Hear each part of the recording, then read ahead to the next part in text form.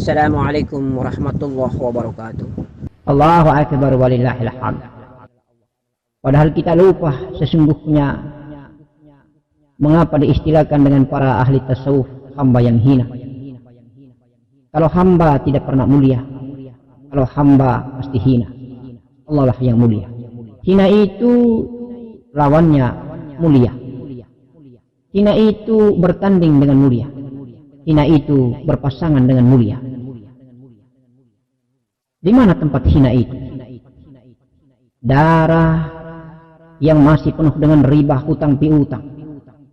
Darah yang penuh dengan kotoran dan dosa. Daging yang penuh kotoran dan dosa. Tulang yang penuh dengan kotoran dan dosa. Kulit yang penuh dengan kotoran dan dosa. Bicara penuh dengan kemaksiatan. Melihat dengan mata penuh dengan kemaksiatan. Mendengar penuh dengan pendengaran kemaksiatan. Dubur dan kemaluan penuh dengan kemaksiatan. Tangan dan kaki penuh dengan dosa. Subhanallah. Hari demi hari kita lalui. Jangan kita bangga karena malamnya kita tafakur dan kita zikir, lalu besok paginya kita mendapatkan kemuliaan. Kita lupa dan kita tidak sadari bahwa 9 pintu jasad kita masih menjalankan aktivitas kehinaan di mata Allah Subhanahu wa ta'ala. Buktinya bahwa dengan makanan bumi kita pun membuang angin dalam wujud dan hawa yang sangat berbau busuk. Kita pun membuang hajat sampah makanan dalam keadaan berbau busuk. Semua tempat hinggap jasad yang diciptakan Allah sebagai hamba ini semuanya serba berbau busuk. Keringat pun berbau. Hawa badan dan tubuh kasar ini pun berbau. 9 pintu jasad ini pun berbau. Berbau itu hina namanya. Karena apabila kita sudah masuk ke raga mulia, maka insya Allah yang hina ini akan mendapatkan kemuliaan dengan berubah menjadi wangi seperti kasturi. Mari kita sadari, sudahkah darah kita wangi seperti kasturi? Sudahkah daging kita wangi seperti kasturi? Sudahkah tulang kita wangi seperti kasturi? Sudahkah kulit kita wangi seperti kasturi setiap harinya? Sudahkah mulut kita wangi seperti kasturi? Sudahkah telinga kita wangi seperti kasturi? Sudahkah mata kita, hidung kita, dubur dan kemaluan kita wangi seperti kasturi? Wangi-wangi Allah, wangi-wangi Muhammad sallallahu alaihi wasallam, wangi-wangi ghaibiyah, wangi-wangi karomah dan inayah, wangi-wangi laduni karena Allah Subhanahu wa ta'ala, wangi-wangi Allah maka kamil tubuh kasar seseorang. Oleh karena itu, marilah sepanjang kita masih makan makanan bumi, minum minuman bumi, seluruh anggota dan unsur serta elemen tubuh kasar ini masih berbau busuk, hinalah kita di mata Allah Subhanahu wa ta'ala. Maka kita pantas belajar membersihkan dan mensucikan diri, karena kita akan bertemu dengan Maha Mulia, Maha Bersih, Maha Suci, karena Allah Maha Bersih, Maha Mulia, Maha Suci adanya. Allah, Allahu Allah. Jangankan Allah, para malaikat, ahli surga dan para wali-wali Allah, baginda Nabi Muhammad sallallahu alaihi wasallam, tubuh kasarnya mulia, kamil mukamil, karena seluruh anggotanya telah wangi seperti kasturi. Mungkin kita mendapatkan wewangian itu, dapatkan warik wewangian itu hanya sepenggal saja, sedikit saja. Nafas hidung inikah? Nafas mulut inikah? Atau mungkin elemen lain? Indahnya berbagi. Mari kita diskusikan tentang hina dan mulia ini.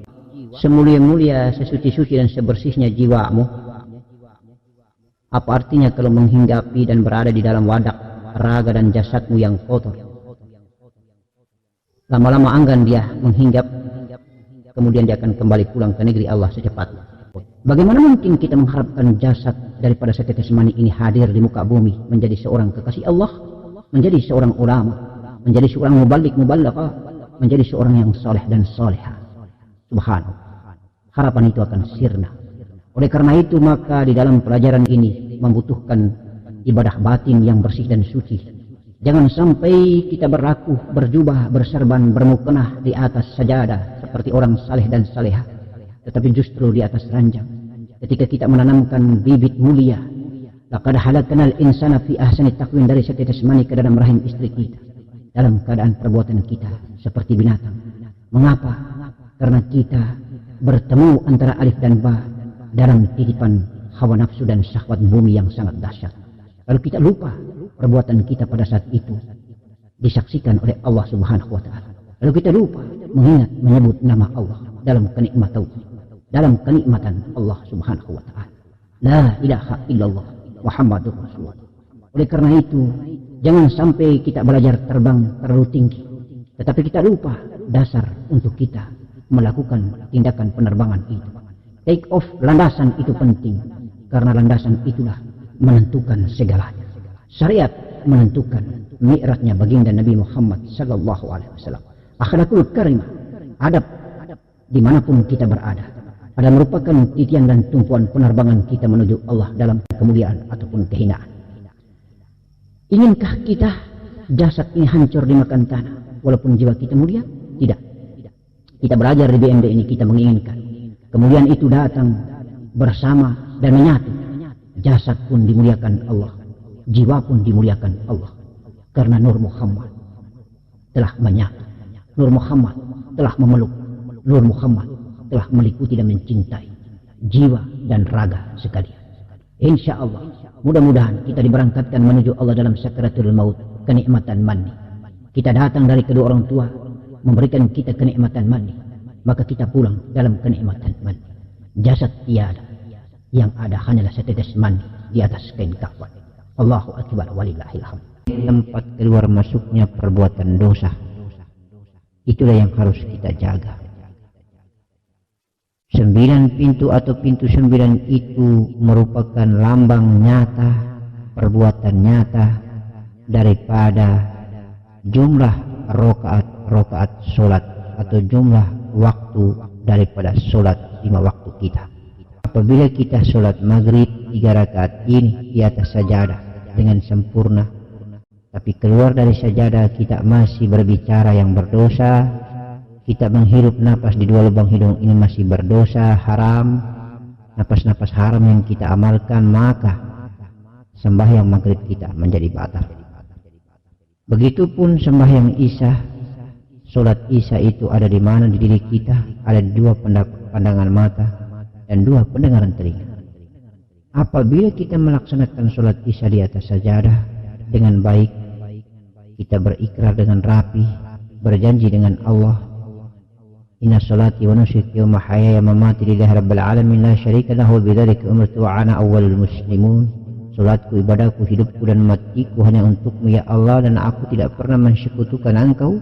Mudah-mudahan aku dimasukkan ke dalam golongan barisan orang-orang paling awal di barisan muslim, insya Allah. Tetapi keluar dari sajadah di waktu salat isya, kedua pandangan mata kita ini berdosa, kedua pendengaran telinga ini kita dengar dengan bicara-bicara yang tidak, maka Masya Allah, sembahyang isya kita menjadi batal. Kemudian di manakah letak sholat subuh? 2 rakaat itu ada di lubang dubur dan kemaluan. Kalau dubur kita itu penuh dengan tinja, insya Allah kemaluan kita penuh dengan perbuatan maksiat dan zina, maka setelah kita melaksanakan sholat subuh, batal sholat subuh kita itu. Kemudian duhur dan asar ada di mana? Duhur itu ada di 2 tangan dan ada di 2 kaki. 4 rakaat itu ada di 2 tangan dan 2 kaki. Kalau kedua tangan ini berbuat berdosa, kedua kaki berjalan melangkah ke tempat maksiat, setelah kita keluar dari sajadah, sembahyang duhur kita batal. Sembahyang asar, sholat asar berada di 2 mata kaki sebelah kanan, 2 mata kaki sebelah kiri. 2 mata kaki sebelah kanan dan 2 mata kaki sebelah kiri ini sebagai penuntun jalannya kaki, arahnya kaki ke tempat berdosakah atau ke tempat yang mulia di majelis Allah Subhanahu wa taala. Oleh karena itu 9 pintu jasmani tadi, pendengaran telinga, penglihatan mata, lubang hidung, 1 mulut, lubang dubur dan kemaluan, 9 pintu itu dijaga daripada perbuatan-perbuatan maksiat dan dosa. Kalau dijaga dengan baik, insya Allah berarti ketika kita berzikir zahir, Allah membuat cahaya diri tubuh kasar kita ini menjadi cahaya Muhammad, menjadi sinar penuh dengan cahaya. Di gardu-gardu tempat stasiun adanya cahaya Muhammad. Darah kita bercahaya, daging kita bercahaya Muhammad, tulang kita, kulit kita bercahaya Muhammad, jantung yang berlimpah hati kita Lalu kita bercahayakan cahaya muka-Mu. Kemudian mari kita naik ke makom yang kedua, kolbi, kita berzikir hati. Maka sudah diketahui hati ini kita rawat dan kita jaga baik-baik, karena kalau ada kotoran dan penyakitnya tidak akan mampu disembuhkan oleh medis. Bagaimana mungkin medis mampu menyembuhkan, wahai anakku? Karena penyakit hati itu penyakit yang goib. Penyakit hati itu syahwat, sangka, iri hati, dengki, takabur, ujub, sombong, ria dan segalanya, dendam. Maka insya Allah penyakit hati ini disembuhkan satu-satunya alat dengan zikrullah, zikir qalbi. Orang mukmin itu adalah baitullah, rumahnya Allah, singgah sananya Allah. Untuk itu kalau bersih hati, suci hati, Nur Muhammad tempat tinggalnya ada di hati, Allah tempat tinggalnya ada di hati. Nur Allah di dalam Nur Muhammad, Nur Muhammad di dalam Nur Allah. Kita berzikir nafas, nafas tenggelam menjadi jiwa, berprofil seperti jasmani kita, kemudian akan fana lebur di dalam hati, di dalam rasa. Nur Muhammad, Nur Muhammad itu rasa, Nur Muhammad itu Nur Allah. Kalau kita masuk ke negeri Nur Muhammad, maka kita akan diberikan hidayah oleh Allah, kasaf melihat yang gaib, dan kita diberikan hidayah oleh Allah melihat jiwa kita mi'raj bertemu Allah sejati. Itulah kuncinya, kita harus menjaga sifat-sifat buruk daripada hati kita. Bersihkanlah hati kita, tiadakanlah semua Tuhan-Tuhan lain. La ilaha illallah, la ilaha illallah. Tinggalkan Tuhan-Tuhan lain. Yang kita isi di hati kita hanya Allah semata, hanya Allah semata. Pikiran kita, angan-angan kita, kemudian kita matikan. Yang kita pikirkan hanya Allah, angan-angan hanya Allah. Kita turunkan ke hati, hati keluar dengan kalimat Allah, Allah, Allah. Kalau lahan atau ladang hati itu sudah bersih dan suci, maka Nur Muhammad bersinar, menyinari semua kondisi yang ada di fisik ini. Keluarlah suara Allah menyatakan dirinya, Allah, Allah, Allah, Allah. Kita dengar dengan kasar suara itu keluar daripada hati kita ini. Kemudian naik berikut, kita jaga makom nafas kita dengan istighfar. Nafas inilah yang akan menghancur totalkan darah-darah kotor, daging, tulang dan kulit, membersihkan jasmani kita, membersihkan hati kita. Insya Allah apabila sudah bersih dan suci, di tempat hati ini pula jualah engkau akan kasaf dan engkau akan melihat dirimu pesiar jauh menuju zat Allah Subhanahu wa ta'ala, dengan berbagai macam imbalan dari Allah, warid dari Allah tentang pemandangan-pemandangan ghaibiyah, melihat al-malakuti nur wa al-malakuti ruh, alam malakut, alam jabarut, alam syahada. Amin. Mudah-mudahan Allah memberikan waridnya, barokah dan rahmatnya, dan kita selalu menjadi hamba yang al-fakir, membutuhkan ridhonya. Ayahandaku, bundaku dan anakku, janganlah sekali-kali kita minta imbalan dari Allah apapun ibadah kita. Kita malu dengan Allah, memiliki perasaan malulah dengan Sang Yang Maha Pencipta, karena kita tidak bisa memberikannya banyak kecuali hanya memuja dan memujinya. Kita tidak memiliki apa-apa. Allah terlampau banyak memberikan kenikmatan kepada kita, dan insya Allah kenikmatan itu jualah yang akan Allah buktikan pada saat kita di akhir hayat nanti, melepaskan sakaratul maut dengan nikmat la billah.